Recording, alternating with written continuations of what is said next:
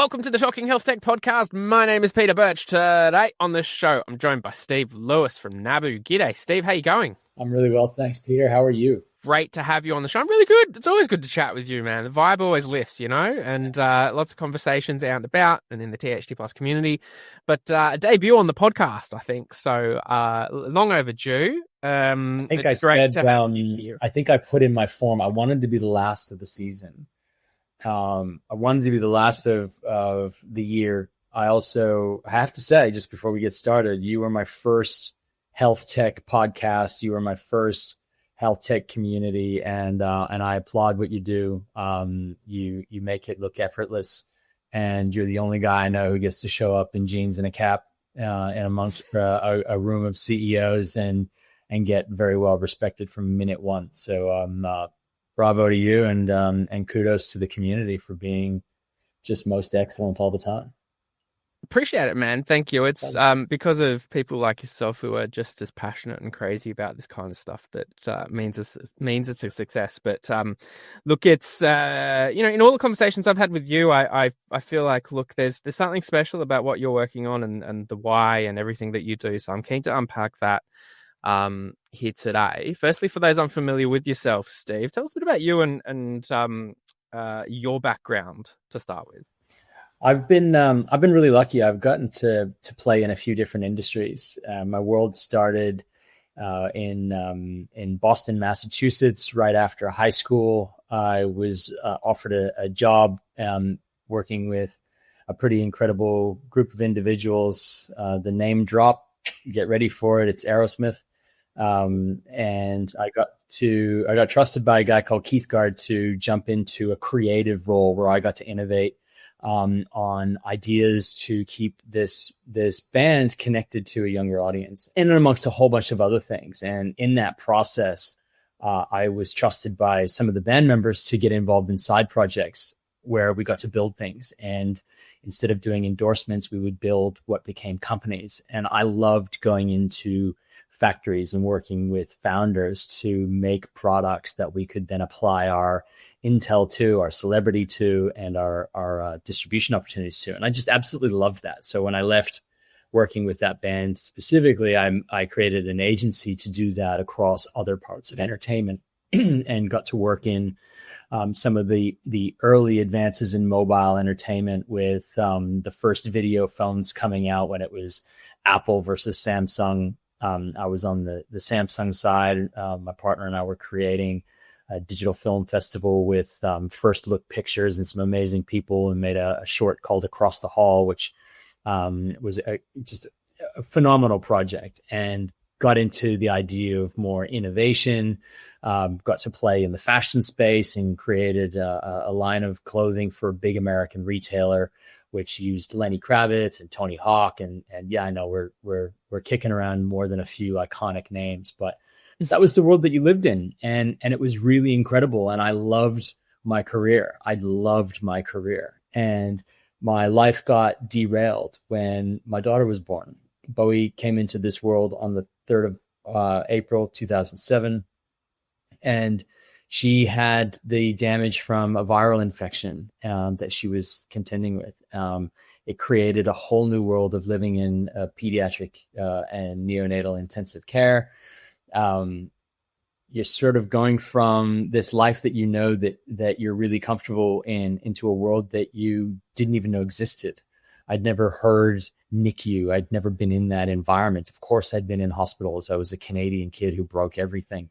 But I didn't know about this whole neonatal care space. And all of a sudden, it was not only everything to me, but it was 24/7 for the next 9 months. And then that led to pediatric intensive care, and that led to dealing with neurologists and ear, nose, throat surgeons and endocrinologists, and the list goes on and on and on, and learning about occupational therapy and needing to coordinate all these things, and it just being incredibly isolating, incredibly difficult, and this new challenge that I had to contend with. So in the ebbs and flows of life, the prevailing winds brought us to Sydney. Bowie's mom is Australian. We met when she was working at the consulate in New York City, and we moved to LA together and had the kids there. And then it was time to be a little bit more surrounded by family and have those supports as we entered into this era of having a special needs child who is contending with lifelong disabilities as well as special needs care. And so we just needed that environment. Landing in Sydney was great. Really supportive children's hospital up the street in Randwick, the Sydney Children's Hospital, and made a lot of great friends who helped us through that initial transition of living here. And then we just jumped into life. Nabu is something that came up a little bit later. I had been working in entertainment again, but really struggling to get my head around what I was doing. The world that I loved was in America and in Europe in that entertainment space. And I was struggling to find my place in Australia. I didn't know the market. I didn't know the people. I was really struggling getting into the right circles, not only for being in those circles and wanting to start again, but also because of this new world that I lived. I was a full-time focused parent of a chronically sick kid. So it was a real mental shift to try and get back into work. And I never really felt like I could do that. I was stuck in a script and I was playing too many opposing roles in my life. And so I just wandered from project to project. I managed some food celebrities who were TV chefs. I made some amazing books with iconic people like Margaret Fulton. I built a food brand with Mal Meninga and did some other work in celebrities with people like Andrea Bocelli. Very, very lucky to work with that family, but never really felt like I had found my place. And I was deploying a technology that I made called Vigilum with a group of people in occupational hygiene, which had me way out of my comfort zone on a mine in Kalgoorlie, Australia. And I don't know if you've ever looked up the KCGM Super Pit. It's one of the world's largest gold mines. It's 7 kilometers by 4 kilometers and 1 kilometer deep. And here I'm developing this product that's being used for confined space management and emergency rescue randomly. But it was something I got involved with and really loved because it was outside of my comfort zone, which just seems to be the place that I play the most. And I was helping Bowie prepare for an appointment, and I missed the plane because we had a massive power outage. And she said to me, "Dad, I don't want a support worker to take me. I want to go on my own. I want to be able to go to my own appointments." So now we're in the health space, and this conversation started to be about, well, what does it mean to be a good patient? What do you have to do ahead of an appointment? What do you have to do during an appointment? What do we do after our appointments? And this was a place where we got a lot of praise as a family for our dedication to Bowie's care, the complexity of her care and keeping everything together. Not attention we wanted, but it was something that we were good at. And here we're having this conversation about how to make her good at this because she's now an adult and needs and wants to have that independence, which she should have. And so whilst we were having this conversation, I could hear that she was tuned out, right? Like the iPad was on and she's like, whatever, I don't really care about my medications and the dose history and blah, blah, blah. So I thought, you know what, I can make an app for this. And that's how Nabu was born. This idea of an advocate to help you be the best patient possible. Which means support in the family, support with support workers and the team around you. But most importantly, that thing that sits in the hand of the person who needs the information most, that also walks you through the process of how to be a good patient. And that's how it all kicked off. And it's been an incredible year. It's been building an amazing network of supporters. You may have seen the recent LinkedIn post, Sandip Kumar sharing that his involvement and his passion for what we're doing.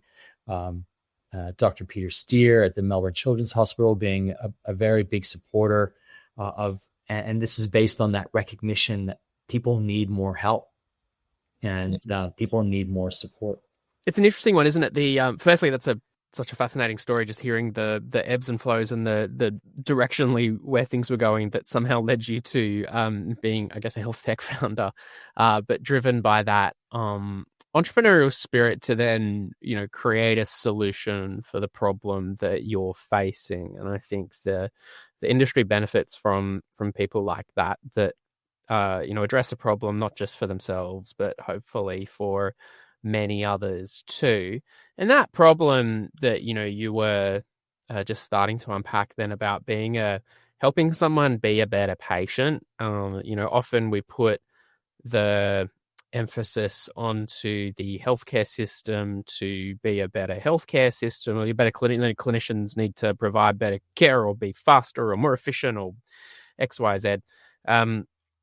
There is particularly for chronic disease, morbidities and chronic disease, and if you're seeing a lot of different clinicians and you're coordinating healthcare. I mean, I've seen so many patients, and even from my own experience, of the things that people do in order to coordinate all the bits and pieces they need to have on their healthcare journey. And on one hand, I think, that would be neat to kind of coordinate it all into one, like consolidate it all into one particular thing.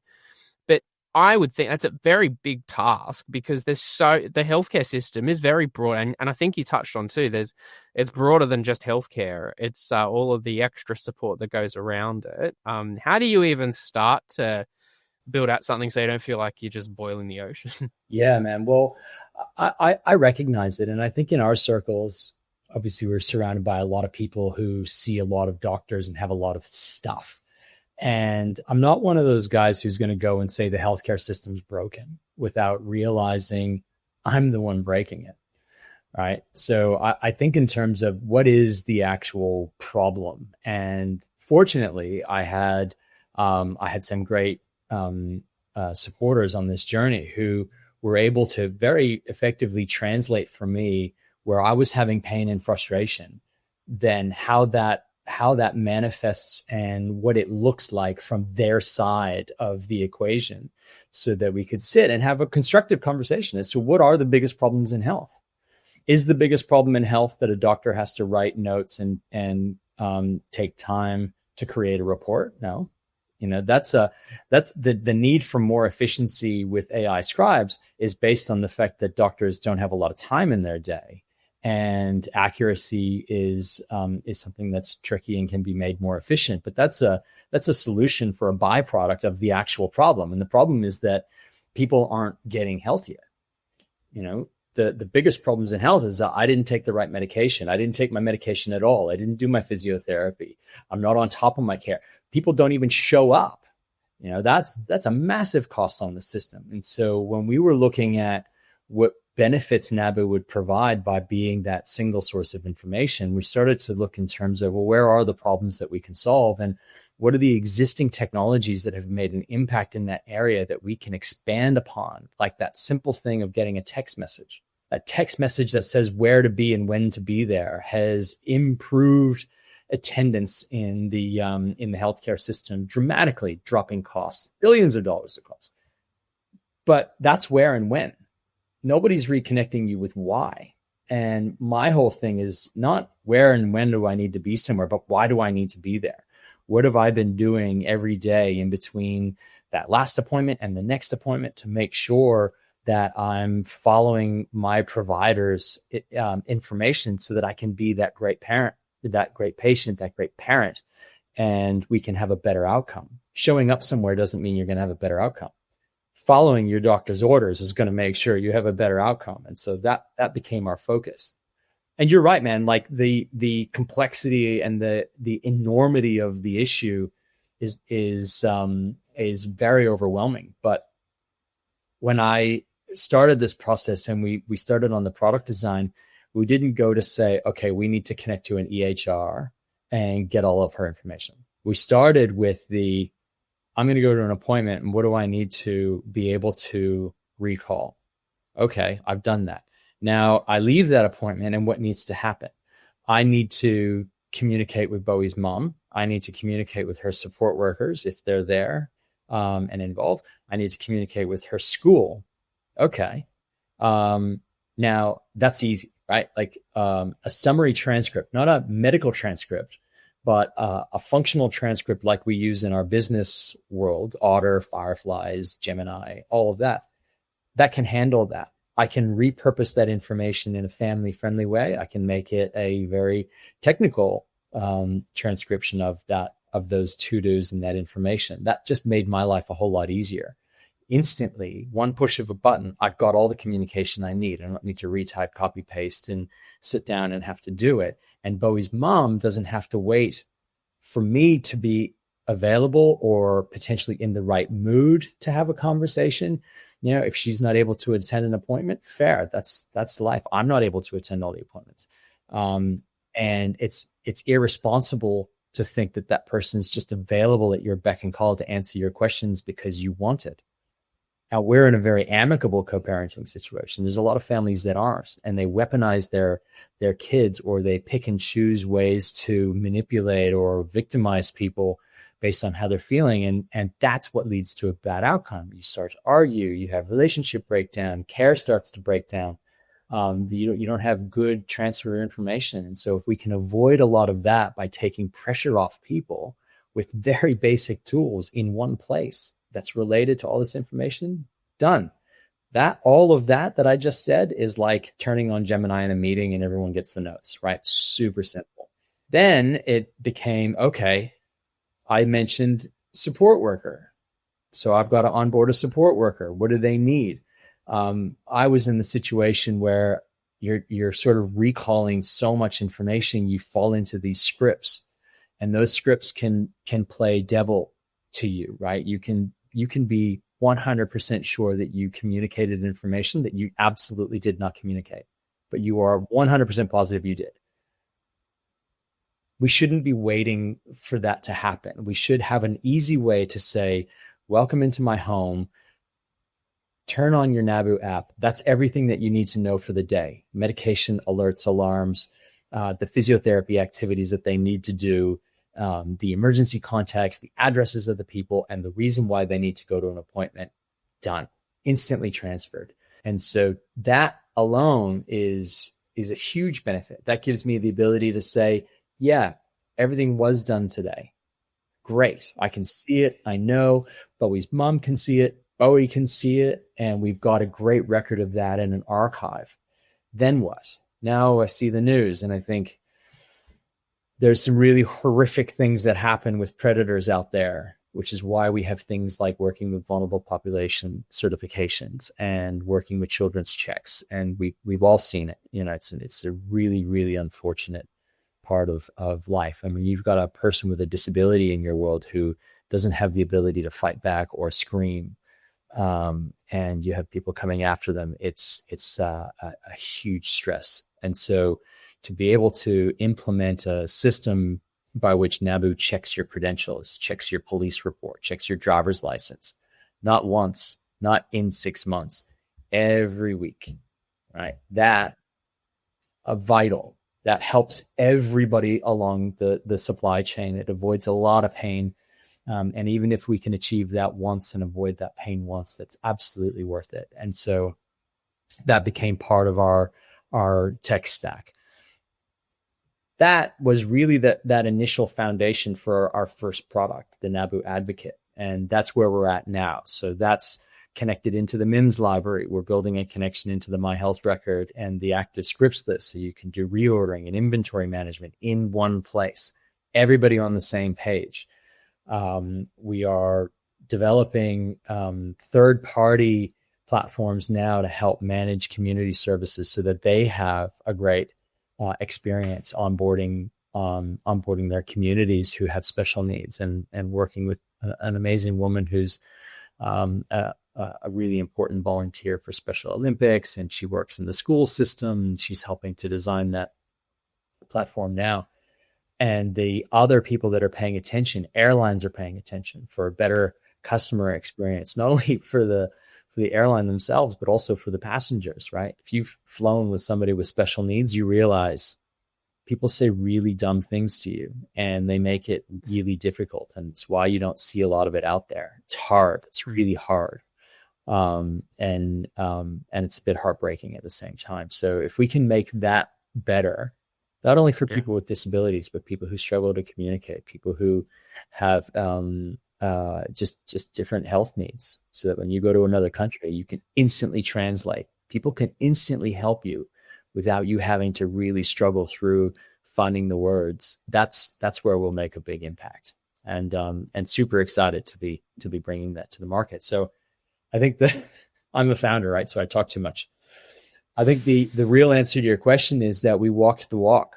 We walked the line of the patient, the family, the support worker journey to see where we needed to have functionality, not the whole wide world of an electronic record and data, but the things that you need for a better outcome. And that's efficiency for us. That's accurate information, and that's adhering to a care plan and building in efficiencies around that. All the while, I had that incredible advisory group from Sandeep Kumar, Chris Lloyd at Kaiser Permanente in California, Arlen Cohen, most important person in my future. Arlen Cohen is a special man, and then providers Peter Steer, Tim Kelsey from the Digital Health Agency is our chairman, providing a lot of good guidance on that journey. And they're just constantly remarking at how we're impacting providers, right? Insurers, where all of this translates to them. And so we're not that arrogant family born technology that says, you guys don't know what you're doing, you're broken, you're messed up. We're here saying, this is us. This is what we need to achieve. And I think that's why we're having such great relationships with providers from the amazing team at Monash, Robin Mann and Georgia down there have been extremely supportive, and we're getting some work started with them, and Children's Hospital in Queensland, ID Gaffney and Frank Tracy, just amazingly supportive of our mission, and I'm really excited to be working with them. Something I've always noticed with you, Steve, is that your the names that you just mentioned, then that's kind of a who's who of the digital health ecosystem for someone that's come from, I guess, outside of the space. Be like, oh well, that's quite impressive. But I guess it comes to your point too, that you've not come into this saying, well, this is how things should be run around here. You've all not done a great job of this. It's a lot of listening and also a lot of giving before any kind of taking going on, because with all those names and conversations that you just mentioned, I know that's a small percentage of the conversations that you have out in the community, and the amount of connecting you do to others that has no benefit whatsoever for you other than just connecting people in the ecosystem. So I feel like there's something in that whole piece of the more you can give in this broader community of digital health, and probably some philosophical life thing there too. But I get the sense that's probably been that underlying current for you in terms of whatever you're doing, and that's what's driven some of this success. I wonder often who I would have been if I wasn't put into this situation. And Peter Steer gave me a great gift when we first met. My original presentations, sort of digging back into a lot of wounds, some pretty deep wounds at that, going back through Bowie's history and recanting all of these situations that we had been through and where our product would help. Peter Steer said to me that one of his favorite quotes is a theologian out of America, Frederick Buechner, and he talks about the place that God calls you to is where your great gladness and the world's deep need meet. And I certainly, it resonates with me. I think about that every day on our mission. And when I think about, what a hard day is as a tech founder, because we have hard days, they're nothing compared to what my hard day was up the hill in the hospital. Nothing, right? And when you think about the pain that that somebody's going to go through because you have those triggering moments. Remember what it was like when your child was in an induced coma. When you remember what it was like standing over them for that first post-op review, and you're just in this, wow, like where am I? What is this place? It's really, really hard, and you're really alone. It changes you. You can look on the TV and you can see sort of mass disaster, and you think, but they're alive. I watched a kid die today. I watched nurses cry, the hardest people on the planet, intensive care nurses, right? And you watch them in tears having those emotional moments. And when that ultimate tragedy strikes, and when you're surrounded by that day in and day out, there's good days and those bad days. It's pretty heavy. And I think that really changes you.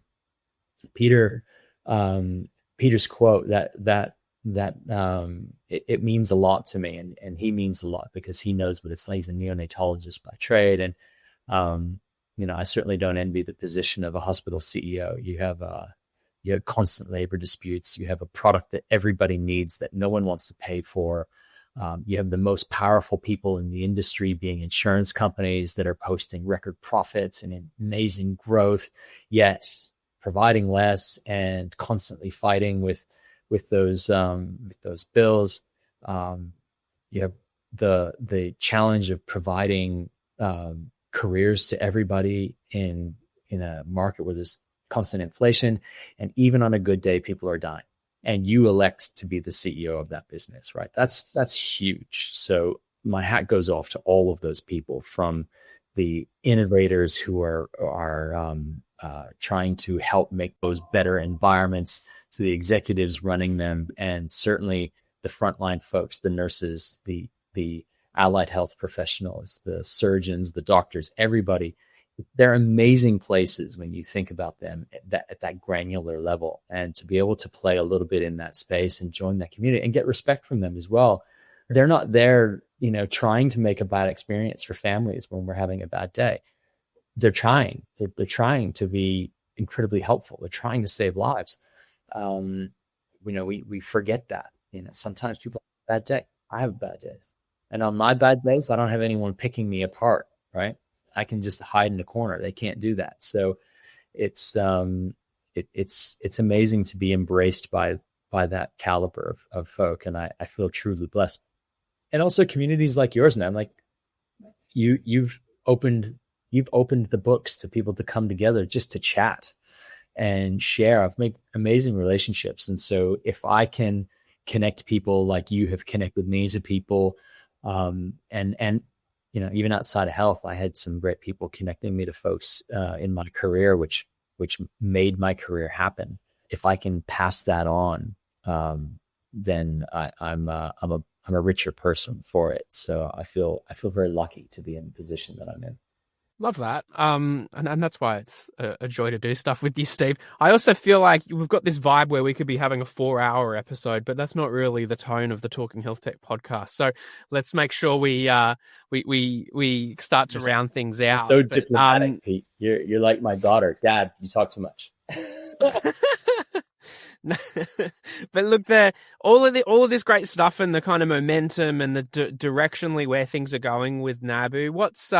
Where are the priorities at now, and what can we look forward to seeing over the next kind of 6, 12, 24? So our mission right now is a set of pilot programs that demonstrate an impact on the industry. We want to quantify and qualify where we can be supporting providers. So we've got a series of pilots that's kicking off now that will do that with providers in Victoria, Queensland, and even some surprises in the UAE, an amazing place over there called the Al Noor Center, People of Determination. And I highly recommend everyone look up that term. And really excited for that. Got a lot of interest from other markets, Canada, the UK. But right now we're really focused on these pilots so that here we can really follow that patient journey and the provider journey and make that happen. And that's kicking off now. So stay tuned. We're going to keep posting things on our socials, and certainly people are welcome to join the journey. There's going to be an open call for folks who want to trial out the solution, and we'll have that in a landing page. And then engaging with advocacy groups who are really on the front lines in the community to support the families and the people who are living with those conditions, so that we can build in more functionality specific to them. Big things on my radar are integrations with wearables and just better solutions. And so there's a lot of thinking that's going into that. And it's just a lot. It's so much fun. I mean, it's a little bit like a playground, right? Like, hey, let's solve somebody's problem, or let's refine this and make it better. So let's get a workshop going. Let's bring in the product guys. And I've got an incredible team. Ben King, who's our chief tech officer. He's got some big runs on the board, some in health, some in fintech. He's assembled an incredible group of folks that are really dedicated. And I think, much to our earlier point, everyone's got some lived experience of trying to take care of somebody, or being ill themselves, or having a parent that is struggling with something as they're aging. And so every meeting, somebody's got something else to share around how this solution can be better. And watching that evolution take place in our own technology, even over the last year. I mean, this has only been going for a year and a half. Even in the last year, it's just been amazing to watch that happen. And I feel it's much bigger than me. And I feel very lucky to have these people around us. So stay tuned. Some awesome things are coming. Looking forward to it, man. And we'll make sure the details are in the show notes of the episode for people to check out. And of course, Nabu has a listing on the Talking HealthTech website people can check out. And so when you've got some of those announcements, they'll be in the newsletter. People can subscribe on talkinghealthtech.com/newsletter to be the first to find that out. Something I'm looking forward to doing in a couple of years as well, because Talking HealthTech has been going since 2018. It's 7 years or something like that now. I'm interested to look at like the conversations we had 7 years ago on the pod for organizations and people like yourself, and like, this is what we're going to be doing. Yeah. So we'll have to do another conversation in 7 years' time. So plenty more in between, but to see, a snapshot in time now where you're at today, and then where we're going to from here, because I know you're driven and keen to make this happen. So it's great to have you on the show today. No, thank you very much, Pete. I really appreciate it, and I highly encourage everyone to sign up to the newsletter. There's some amazing things happening in the community, and jump on for one of the coffee chats. It's a great group of folks, and we'd love to have you there. Appreciate it, man. Thank you so much. Pleasure. Take care, Pete.